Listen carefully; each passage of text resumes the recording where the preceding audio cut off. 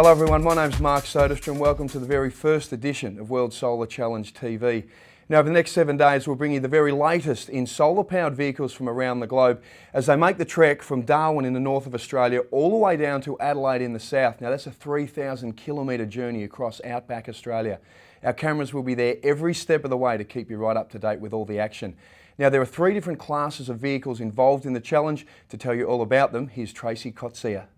I'm here at the Hidden Valley Raceway on the eve of the 12th Bridgestone World Solar Challenge. 40 teams from 23 countries have spent the last few days preparing their cars before they attempt to cross the Australian outback, powered solely by the sun.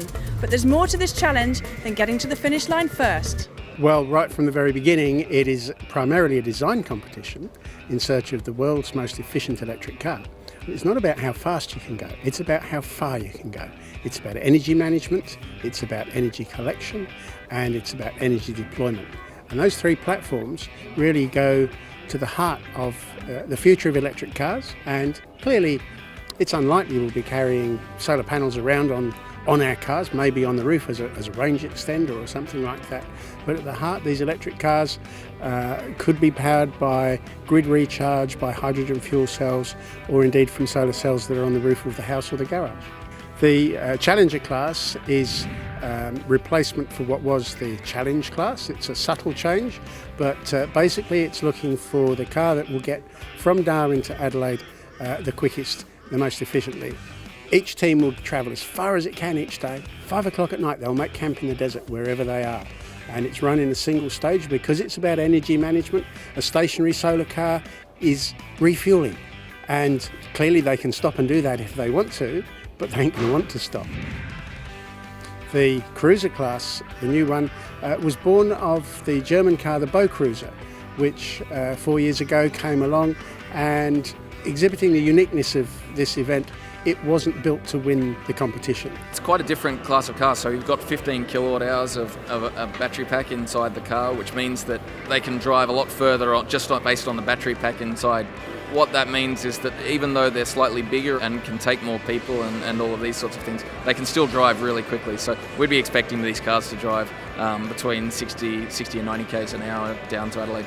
These cars can charge off the grid as you would, charge your normal electric car. So they literally get provided with a 240 volt socket, and they plug it into that 240 volt socket and they charge the car.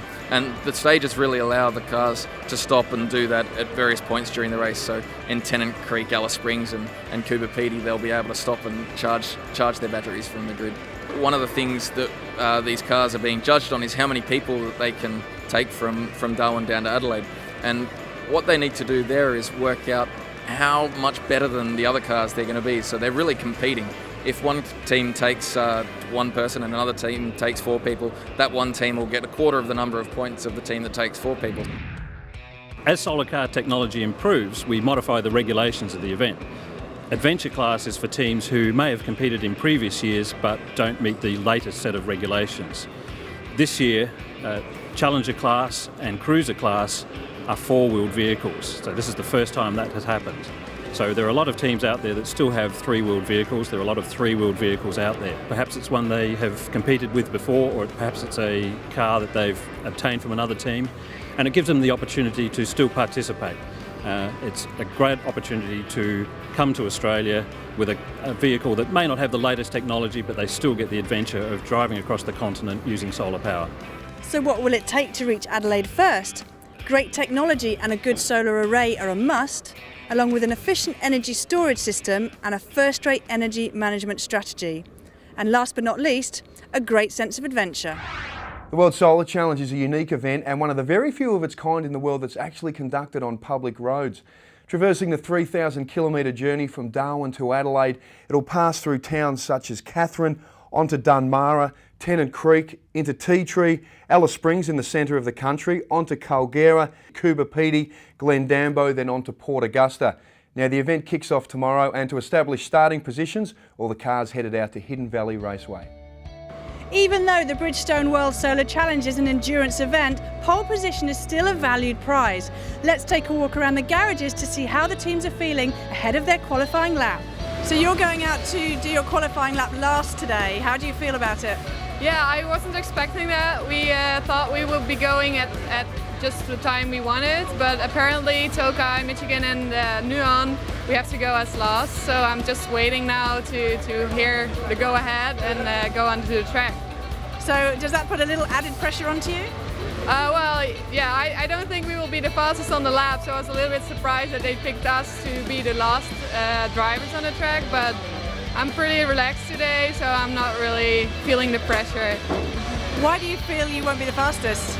Well, our car is not as stable as the cars that are sitting in the middle. It's not a race car for on the track, it's for the long way down to Adelaide and not really for track racing. You've got your qualifying lap coming up soon. How do you feel? I feel fine. We're just going to run what we've been practicing and do the best we can. Is practice going well? Practice has been going very well. We've been practicing for a long time preparing for this, and we're ready. How do you feel? How is the car driving at the moment? まあ少し緊張してますけど、いつも通りやればいい結果が出ると思います。A bit worried about it, but we had a couple of laps, so everything will go okay, hopefully. Unfortunately, Team Tokai's drivers' fears were justified. Spinning out on the final bend on both the warm-up and hot lap sees them start from 20th position tomorrow. In the cruiser class qualifying, the only four-seater car in this year's Bridgestone World Solar Challenge posted the fastest lap time in their field. You've got the fastest lap time. How does that feel? That feels great. Yeah, just to prove that our family car is also fast, that's a great opportunity to show here. How did it feel out there on the track? Have you ever done this kind of qualifying before? No, I did not. Only did training yesterday. I did 2 times half an hour, and that's the only experience I have on a circuit. Obviously it's a 3,000 kilometre race, it's an endurance race, but pole, it's still important? Yeah, there's some strategic advantages like your day lasts a few minutes longer, and we are not the fastest car during the endurance race, so all the other cars in the cruiser class have to overtake us, and that will take time and energy for those teams, so it's best to be first. And first by some margin, as this futuristic family car posted the second fastest time overall. Just 5 seconds behind Team Arrow, who took pole in the Challenger class in their first ever solar event. Chris, pole position, congratulations. It couldn't have gone much better, could it? It could have gone a little better, but 5 seconds clear of the opposition is something you certainly can't complain about. So we're really happy with that.